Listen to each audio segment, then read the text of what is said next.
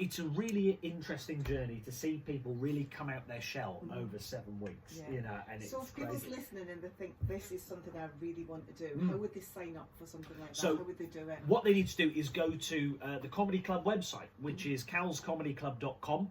There'll be a tab on there that has course that you can click on, and all the information will be on there, and how you can apply and things like that. There's also, this is an exclusive, I haven't told anybody about this as well. You heard it first here Yes, at Koast yes. Radio at 106.6 FM. Is that I am organising Newcastle Comedy Festival at the Chillingham, which is where we run the course, which is where Cal's Comedy Club is. It'll be in November, again on the website calscomedyclub.com, where you can see all the lineups for all the standard comedy club shows that are coming, but also the lineup for the comedy festival that is going to be coming there. So all the information you want, calscomedyclub.com, go there, everything's there for you. That really is incredible. So comedy, we're talking comedy. Yeah. Who is your favourite comedian? That is exactly what was just in my head. Well, I've got a bit of a mix, but I think it's very, very difficult to go past Billy Connolly. You just read my How mind. can anybody go past Billy? You know, he's the greatest comedian you've ever known, you know. But the very first joke I learnt when I was a kid was a Tommy Cooper joke. Now, Tommy Cooper, and it's, I went to the doctor the other day with a sore throat.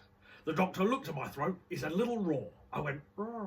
That's the very first joke I learned. So Tommy Cooper's an influence because it's a bit silly. Everybody loves Billy Connolly, and I don't think there's a comedian alive that hasn't been influenced by Billy Connolly, in the same way that there isn't a single musician that hasn't been influenced by Elvis or the Beatles. You know, like them or loathe them, you absolutely have been influenced by them.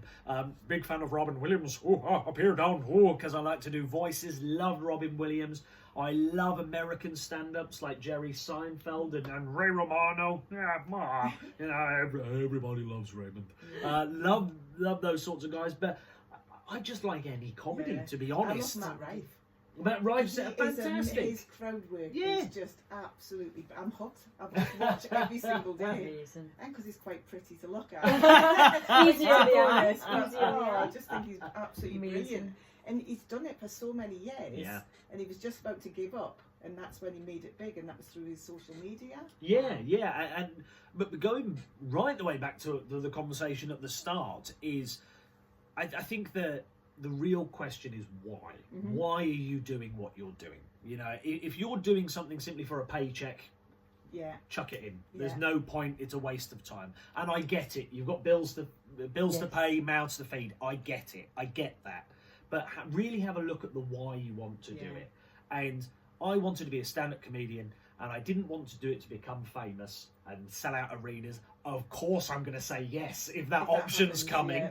But my job is to make people's lives better, and I enjoy doing that. And I want to go on and make people smile, and that's why I do it, and that's worth more than any money I can ever ask for. Amazing. When I quit my job, I was on minimum wage in a job making whatever the minimum wage was, about £1,000 a month, I think it was, and I'm still of that mentality that if I can make £1,000 a month, I'm better than in my minimum wage job. You know, touch wood wherever wood is in here. There we go. Touch I'm doing slightly better than that, thank goodness. You know, but I still have that really mentality. Good way of seeing it, Still have that mentality, and if you're sitting there thinking, well, I don't know how much, sit down with a pen and paper right now. Sit down with a pen and paper right now while you're listening to us, and write down every single bill that you have, and that at the end. Add 200 quid onto it. That's how much you need. That's how much you need. You know, you can live on £50 a week. Or for jollies. You know, you can live on that easily. You can live on less than that. And when Jerry Seinfeld said he wanted to give up his day job, he said, if I can make enough to pay for a loaf of bread a week, I'm still better than any job I can possibly ask for. And you're right. If you're following your dream, you're laughing. You really, really are. And also you've got to remember that you've got to want it 100 times more than everybody else. You've got to want it more.